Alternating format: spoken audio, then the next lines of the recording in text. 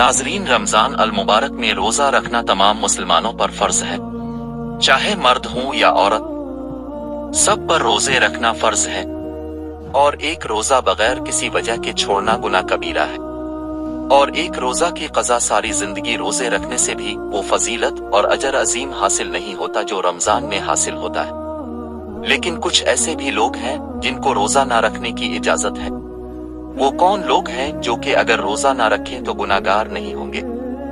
इनमें नंबर 1 पर बीमार इंसान जो कि बीमारी की वजह से बहुत कमजोर हो चुका है और रोजा रखने से मजीद बीमारी में इजाफे का खतरा है या मौत हो सकती है, ऐसा शख्स रोजा ना रखे तो गुनाहगार ना होगा।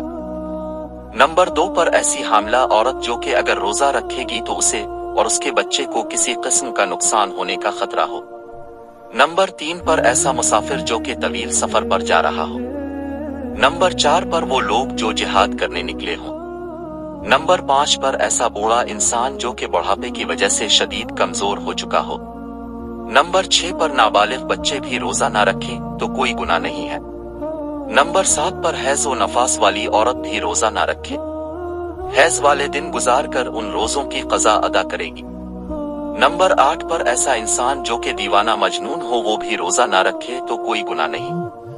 और नंबर 9 पर ऐसे लोग जो कि गैर मुस्लिम हैं, यानी उन्होंने कलिमा पढ़कर इस्लाम कबूल नहीं किया, तो ऐसे लोगों के रोजों का ना तो कोई सवाब है और ना इजाजत है जब तक वो इस्लाम कबूल करके मुसलमान ना हो जाए। तो नाजरीन, ये ऐसे लोग हैं जो कि रोजा नहीं रख सकते, लेकिन इनमें से कुछ लोगों पर बाद में इन रोजों की कज़ा वाजिब होती है और कुछ पर फिदा देना लाजिम होता है। फिदा भी इतना ही बनता है जितना सदका फित्र बनेगा, यानी एक रोजे का फिदा एक सदका फित्र के बराबर होगा। 30 रोजों का फिदा 30 सदका फित्र के बराबर होगा।